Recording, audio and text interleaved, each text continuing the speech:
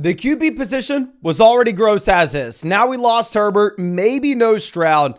So you may hit the waiver wire and actually have to stream this week. We'll give you our rankings here. Starting at tight end, though, we are going to go Kelsey tier 1. Nothing to talk about. Yes, I understand that he hasn't been the same guy he was a year ago. Come on, he's 33 years old. Of course, you're not expecting him to be the same exact player, but still he is in tier 1 all by himself each and every week.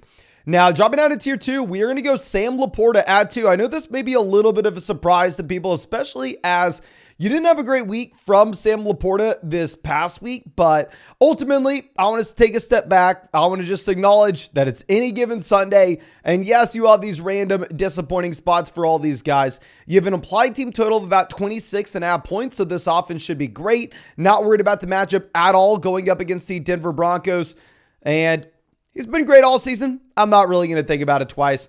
George Kittle will be our next guy in here at 3. You have a 30-point implied team total going up against the Arizona Cardinals. Purdy has been phenomenal. You'll see how high we have Brock Purdy ranked a little later on.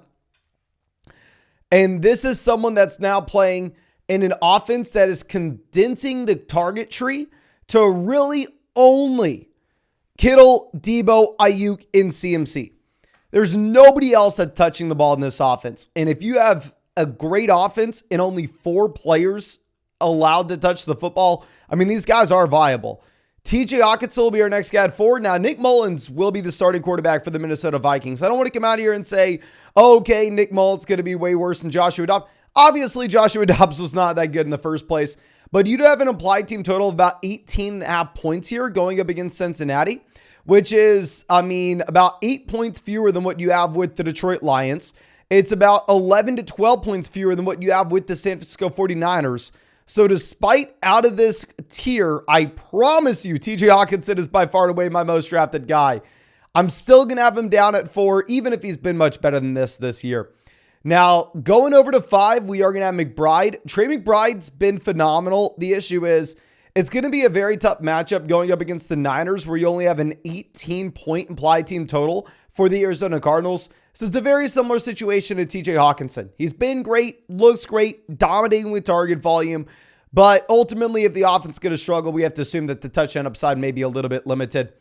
Now, our next guy will be Evan Ingram. With Evan Ingram, I will say most weeks he's probably going to be up in that tier with Laporta, Kittle, Hockenson, McBride, that you don't have Christian Kirk, because no Christian Kirk. Obviously, Evan Ingram's going out there and absolutely crushing it.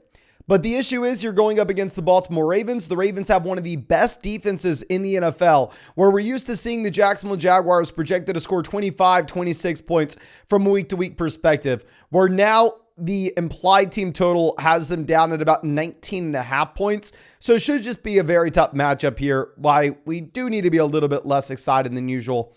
Dalton Kincaid will be our next guy at 7. With Kincaid, this is a tight end that, yes, Dawson Knox is going to eat into just a bit, but still Kincaid, I believe, had 9 targets this past week.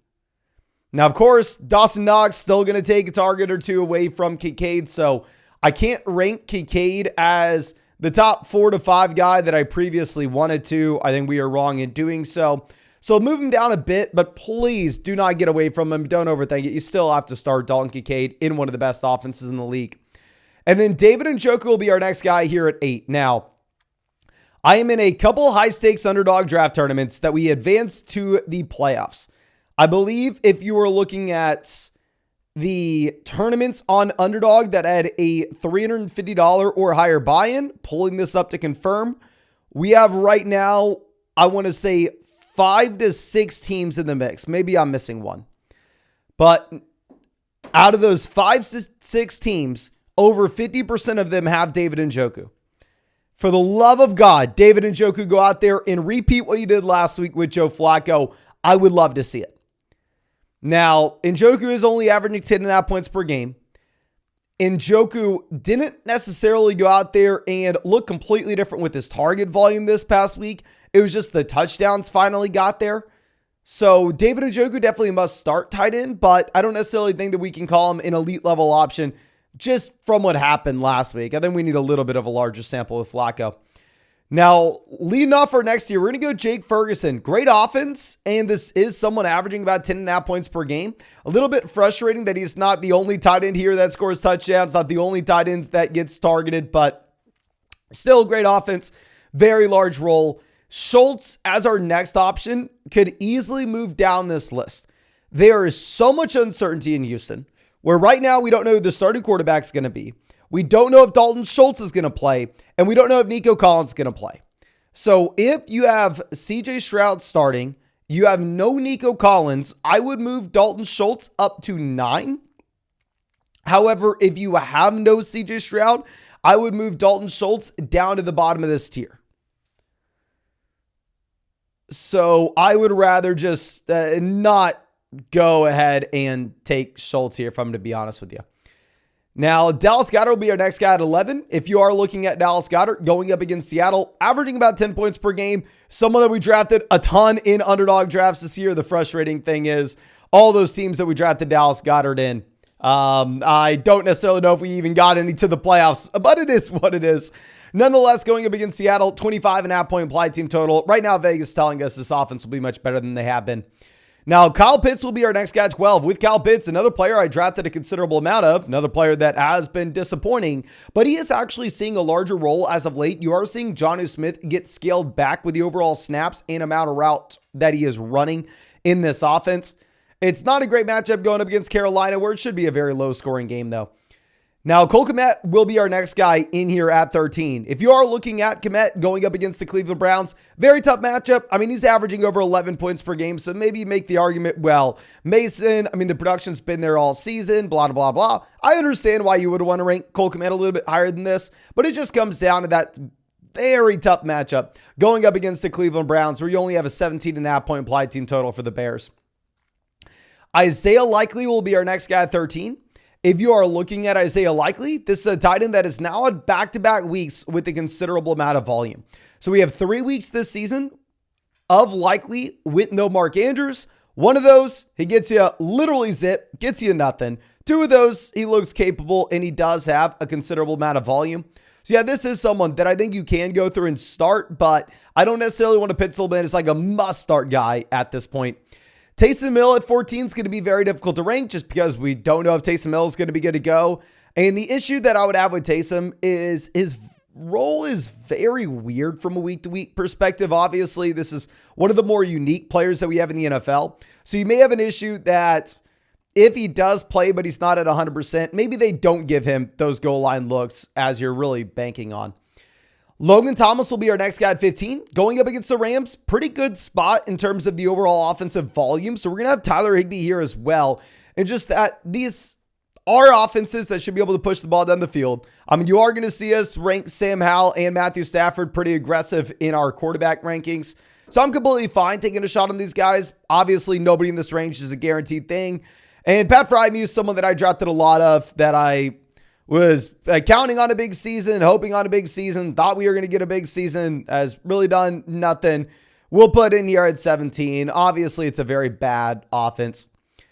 Cade Otton, Gerald Everett, Hunter Henry will be the last guys here. Now, if you're looking at Gerald Everett, this is a tight end that right now has an underdog pick'em of 29.5 receiving yards. It is legitimately the funniest thing to look at these pick'ems on underdog, where you have Gerald Everett at 29.5 receiving yards and Quentin Johnson at 25.5 for their higher lower. I know it sounds crazy, and I know I'm probably losing my mind here, but with no Keenan Allen, I think you can start Gerald Everett if you really wanted to. I'm honestly going to move him to the top of this tier. But what's crazier than that is I may take Quentin Johnson for more than 25.5 receiving yards on underdog tonight, just given the fact you have no Mike Williams, you have no Keenan Allen. Who else are they going to go to? But of course, if you wanted to say, Mason, he's not hitting 26, you can take the lower on Underdog Fantasy. Promo code FLOCK. Find that link in the description, comment section. Code FLOCK will get you a 100% deposit match, plus our rest of season fantasy football rankings and tiers, and an Austin Eckler special pick on more than less than half a total yard. Now let's move over to the quarterbacks. We're going to be very brief with the guys at the top. We're going to be going Josh Allen, Jalen Hurts, and Dak Prescott. These are the 3 quarterbacks that are averaging 20 or more points per game so far this season. Dallas Buffalo should be the highest scoring game of the week or pretty damn close to it. And Josh Allen averaging 23.5 points per game, ton of rushing upside. And then when you're looking at Jalen Hurts, I understand he doesn't look healthy. I understand he's been a little bit worse as of late. But still, the rushing upside's there every single week. While he's been a little bit worse, this is a quarterback that's averaging 22.5 points per game and has been consistently that number 2 option all season. Now, dropping down to our next tier, I'm going to put Brock Purdy at 4. To look at what's happening, to look at the matchup that we have going up against Arizona, it's going to be difficult to get away from Brock Purdy. He's averaging over 19 points per game so far this season. And if you remove those 2 games where you had the left tackle out, where you had the star receiver out in Debo, and then honestly, the stat line for Purdy would be even more compelling. So it is hard to get away from Purdy at this point. Even if Lamar is someone that I drafted way more of at a much higher price. Well, if Lamar here at 5, you have the rushing upside with no Mark Andrews. This offense has still looked fine. Lamar is actually going out there and airing the ball out this past week.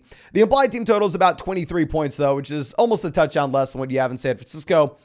And then I was asked in a live stream on Tuesday nights, who are we starting between Stafford and Mahomes? And I sat here and went, okay, there's no way in hell I could tell someone to start Stafford over Mahomes, right?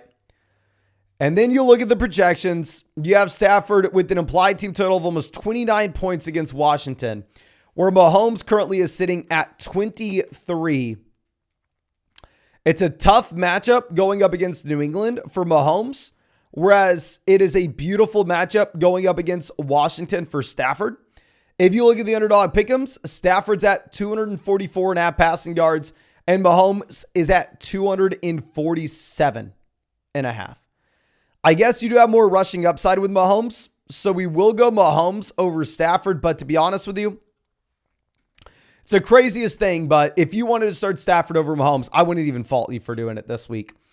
Now, dropping down to our next tier, Justin Fields, really tough matchup going up against Cleveland. An implied team total of only 17.5 points. But still, you're not ever starting Justin Fields because you think he's going to be a great real quarterback, have 300 passing. You start Justin Fields because you say, okay, this guy can have 50 rushing yards and a rushing touchdown. And just in fantasy, it's a straight up cheat code regardless of matchup. Tua has a very tough matchup as well. Implied team total about 23.5 points. I mean, obviously, no rushing upside here. Tough spot going up against the Jets. So if you wanted to move Tua a little bit lower than this, I think you can. I'm just watching the in-season Hard Knocks, getting a little bit of hype for this team, of course.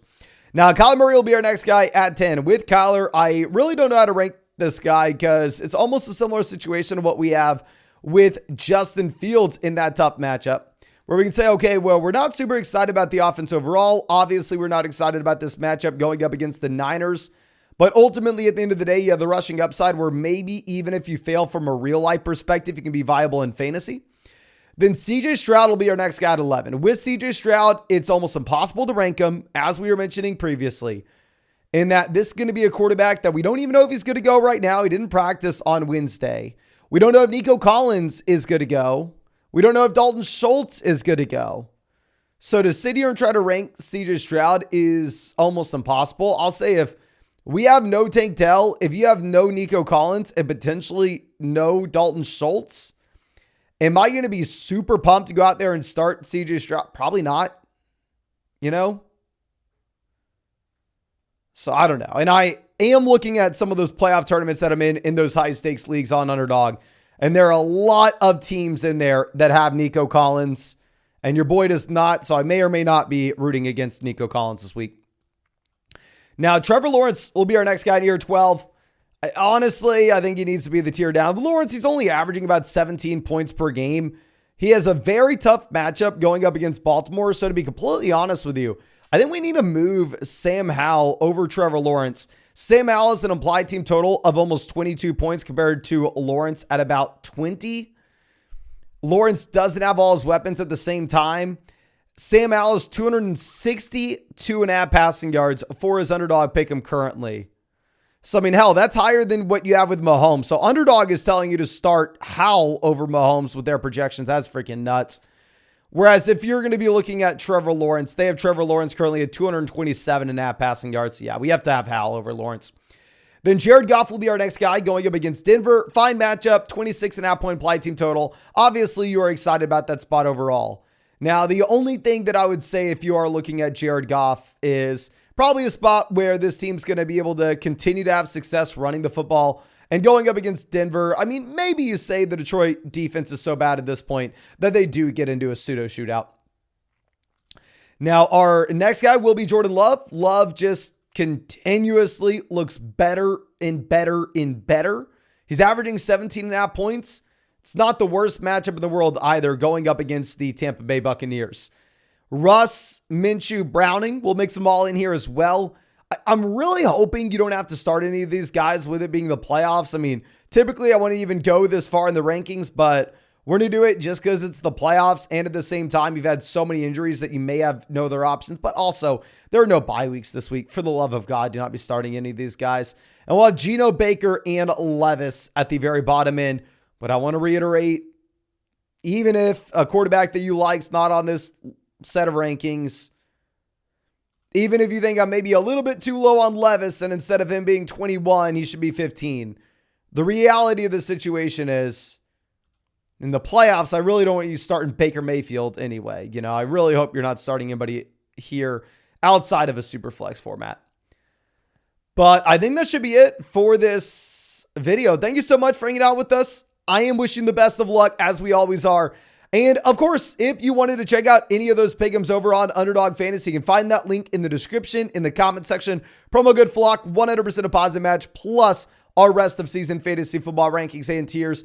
And I want to remind y'all, I'm uploading daily Dynasty videos again over on the Dynasty Football Flock YouTube channel. Not coming out here and telling you that, oh, you need to subscribe to the... If you don't care about Dynasty, if you don't care about Keeper, if you don't care about fantasy football in the offseason, I completely understand. That's why I'm not going to be uploading any videos here. But if you are interested in that kind of stuff, you can find that on the Dynasty Football Flock YouTube channel. I'm not going to link it anywhere. You can just search it on YouTube and find it if you want to. But thank you again, ladies and gentlemen. I really do appreciate you. Really hope you have a great day, and really hope we get to see you out in the live stream later tonight.